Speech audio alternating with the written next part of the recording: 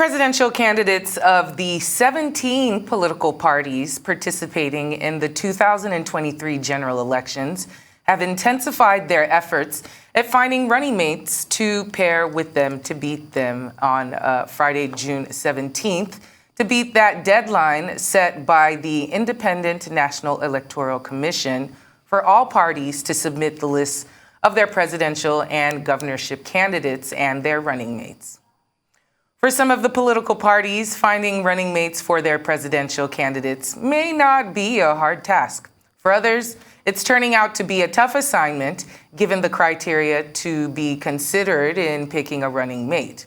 One of such parties with a tough decision to make is Nigeria's All Progressives Congress, the ruling party, whose candidate is Bola Tinubu and is expected to unveil his running mate by Wednesday. Unlike others, APC and Tinubu are faced with a catch-22 situation in the choice of whether the running mate should be a Northern Muslim or a Northern Christian. Already, the president of the Christian Association of Nigeria, Samson Ayokunle, has advised against that Muslim ticket, warning that such an action would lead to chaos. Former National Deputy Chairman of the People's Democratic Party, Chief Bode George, joins us now to share his perspective on the debate over ethno-religious balancing in the choice of running mates by the two leading presidential candidates. We'd like to welcome you on to Newsday this afternoon, sir. Thank you so much for joining the program. Always my pleasure to be part of you. All right. As we all live in Nigeria, we know the discussion about religious polarity.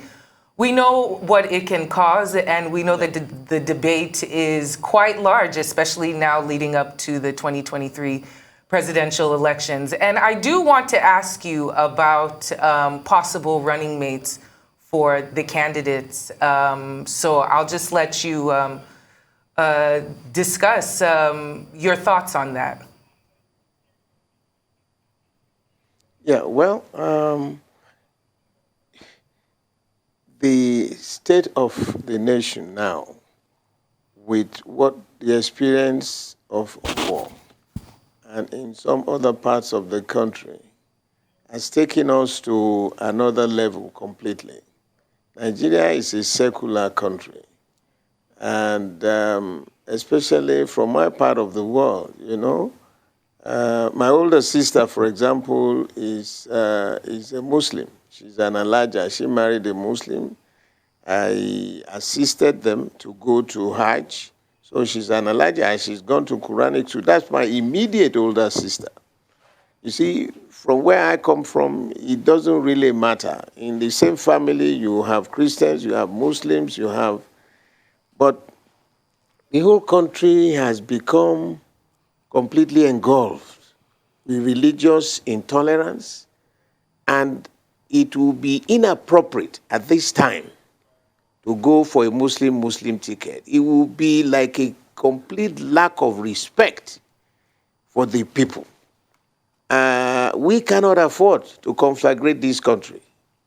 So respect for the electorate, respect for their views, respect for whatever will bring normalcy back to Nigeria is what we should be doing.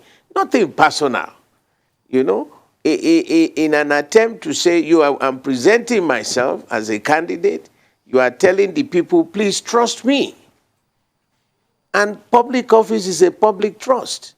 If the anger exhibited all over the country now against religious intolerance, and then you exacerbate it by now picking up somebody who is another religious sect like you, how do you convince the people?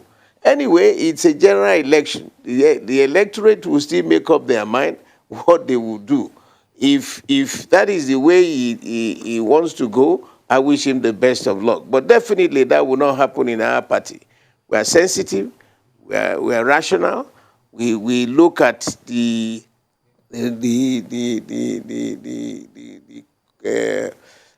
involvement what will bring a smile to the faces of all Nigerians, not only just one sect. Because if we believe in one indivisible nation, then everybody is important, whether you are minority or majority. So that would be their common diet, like they say in my in the local parlance. For me, it would be inappropriate, it would be insensitive, and it would be a catastrophe if they do that.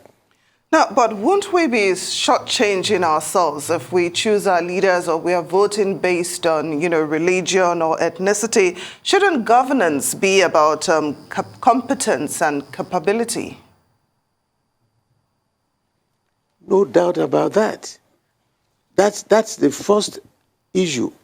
But the same people you are trying to govern, you are telling them to trust you. Public office is a public trust. Right now, on religious basis, there is so much unnecessary tension created.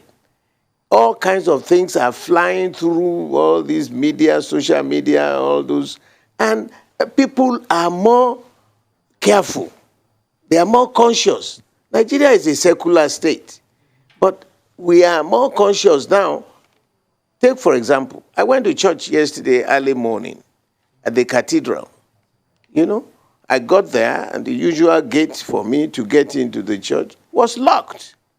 So I kept looking around what was happening. They had stationed people, security people, that all of us had to go in through the main door by the side. I said, that had never happened. But the experience of war and what happened in some other places now has given people that kind of an alert, that kind of an awareness that you have to be careful. So is that what we have decided to turn Nigeria? And when you are going into the house of the Lord, you should be free to exercise whether you go to the mosque or go to the church, that's the house of the Almighty God. But now when you go there and you are being murdered, people are more careful. And so that particular parameter has been woven into the political equation of this country. And if you think you don't have to bother about that, it means you have no respect or regard for those who are practicing one religion or the other. It's a simple, it's a very simple thing. If you think they don't care, it means you don't care about the people. And it will be a measure of the quality of personality you are. When you get to the villa, you will discountenance that? No. The will of your people should be your major concern as you take up that mantle of leadership. Leadership is not your personal ambition or personal thing to yourself. It is you are being given a public trust to manage the resources of this massive country for the betterment of the people. Simple. Chief, you talked about the breakdown of the social contract. Clearly, we are in a state where we are free, right, but a lot of citizens fear for their lives in public gatherings or what have you. Yeah. We've heard of the mercy killings. We're also hearing of reports of disturbances with certain ethnic groups trying to get their PVCs in certain parts of the countries. There are clashes. I mean, we hear about it every day. As the former national deputy chairman, for the PDP, and for someone who has been in the polity within the country for a long time, you can see things that I'm guessing the youth would not be able to see, having stood on the metaphorical mountaintop.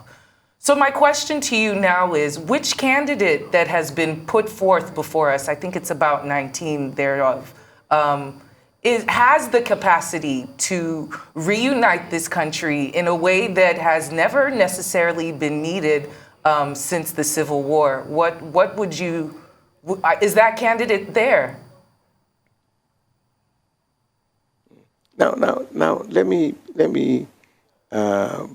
explain what you have packaged as a politician.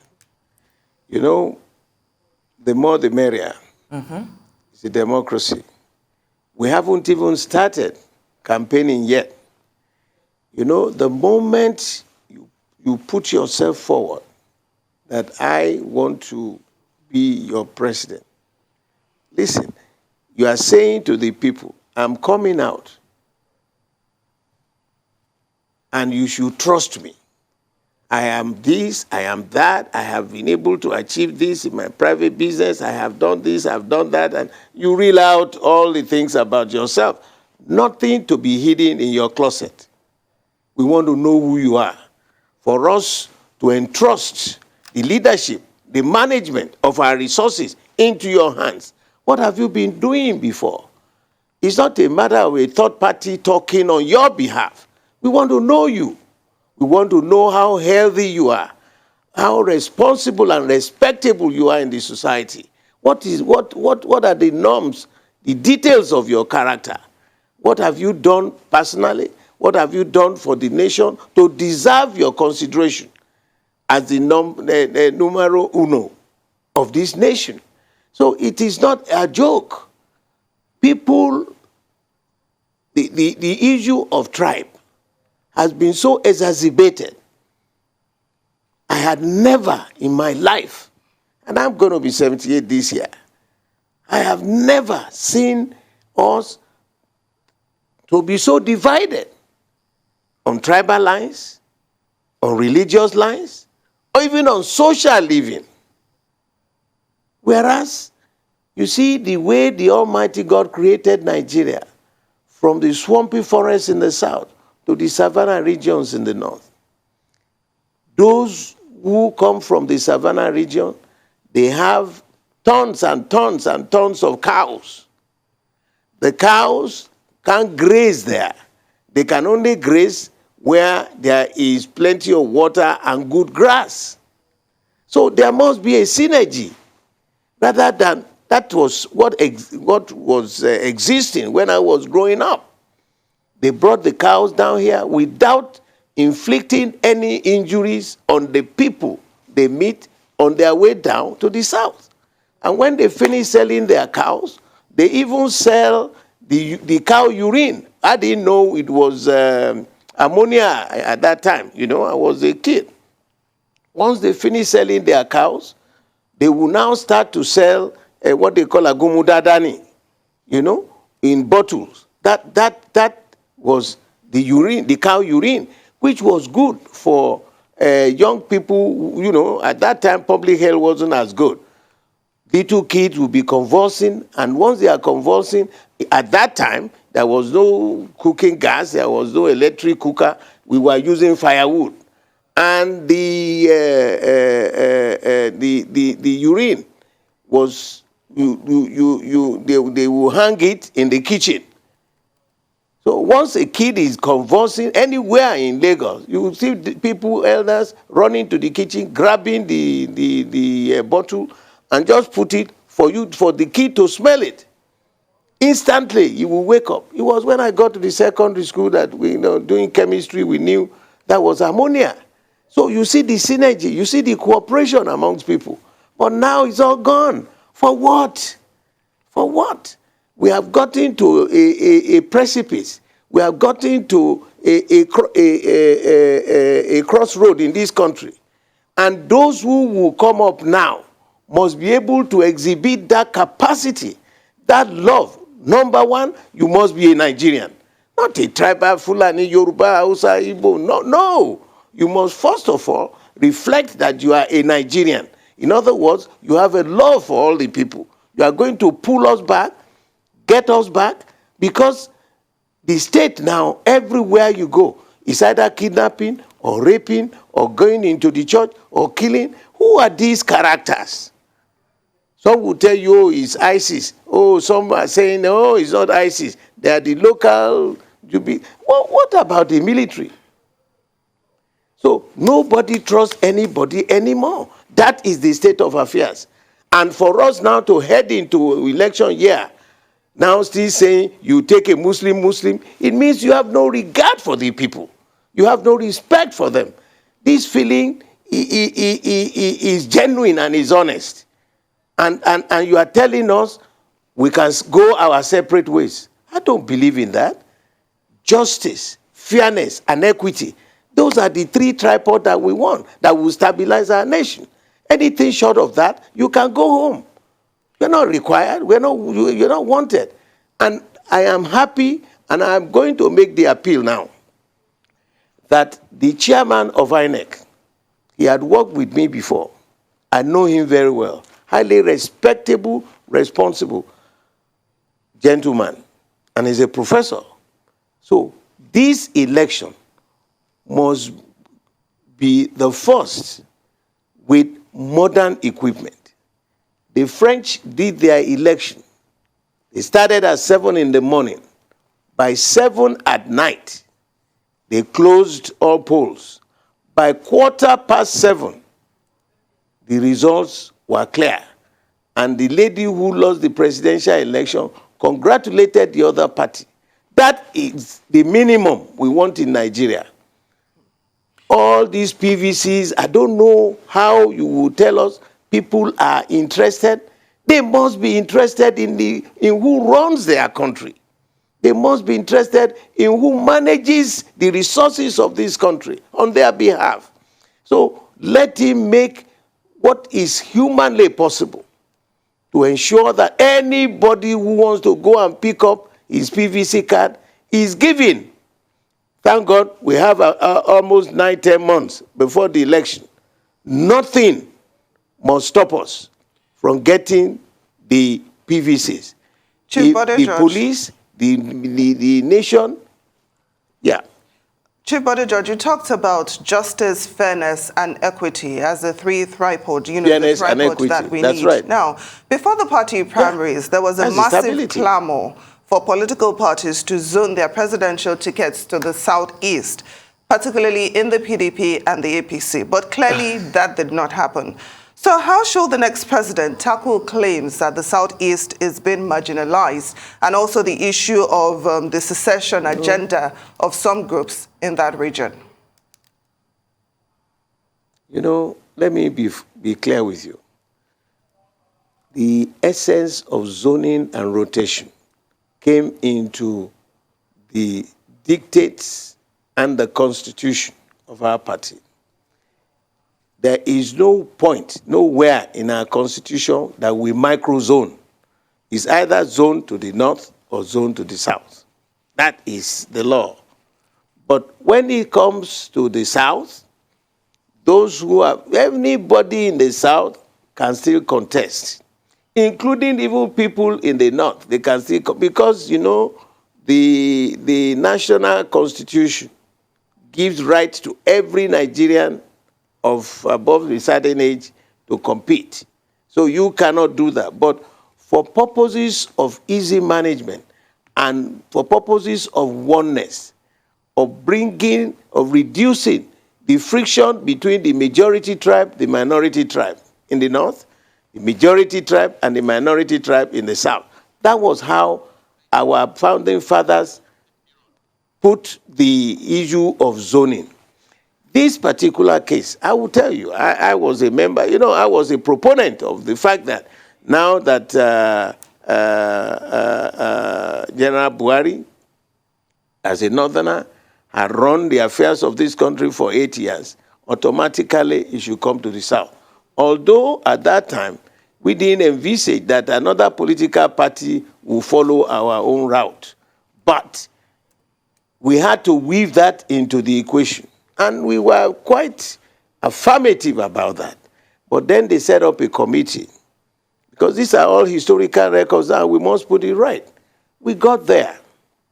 They say yes, they appreciate the fact that Section 7, subsection 3C of our constitution, that's the PDP constitution, guarantees the issue of zoning and rotation.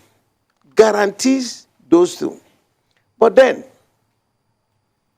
when we got there, our friends came up and said, look, we agree that is true, but the time factor must be considered.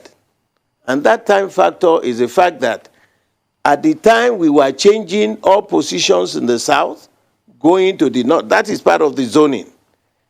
They should have announced that the presidential candidate of the party should also come from the South. Nobody announced it. They left it open.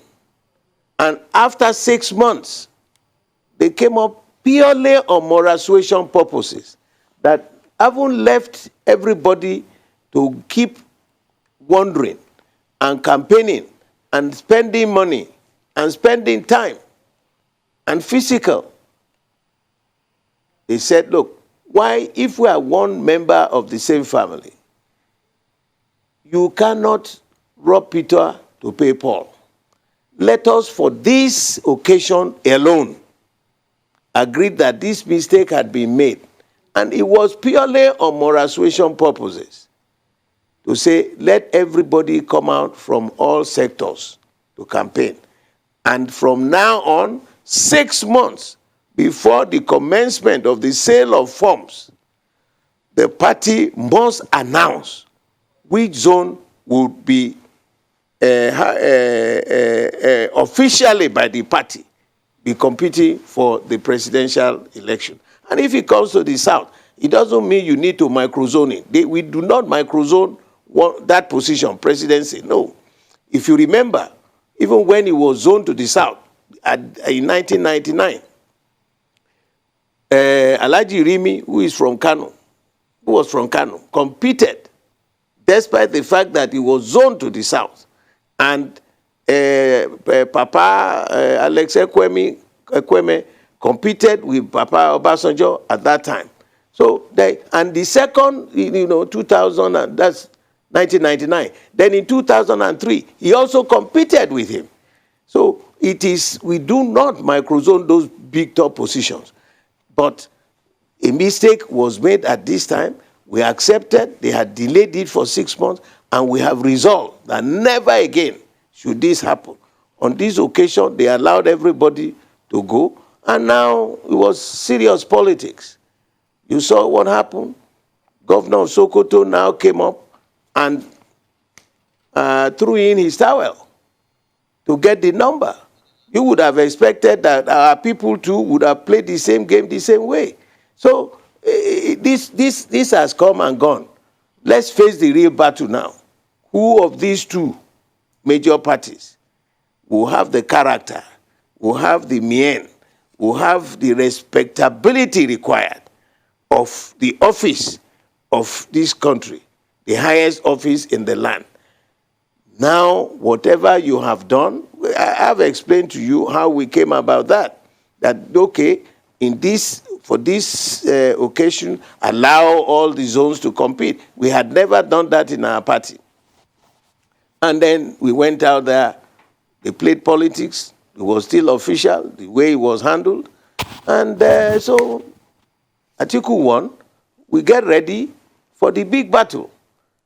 And we must, first of all, have a united house. Because a divided house is a defeated house. We must bury our differences.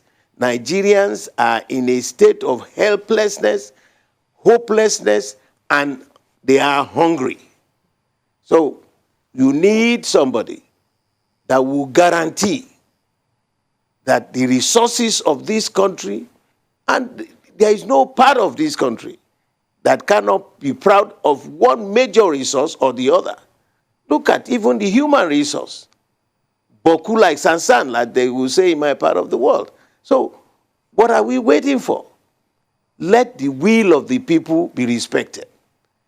Give them their PVCs. Let them exercise their legitimate right as Nigerians. Thereafter, if they made a mistake and you see the kind of governance, next time you'll be wiser. Yes. But the way we've been doing elections in the past by also manipulating and physically carrying results by hand from polling stations to First Coalition Center to Abuja, it's archaic. It's indefensible. Yes. Chief Bode George, you are so right. Let the will of the people be heard. It was great having this conversation with you on Newsday, as always. Thank you so much for joining us this afternoon.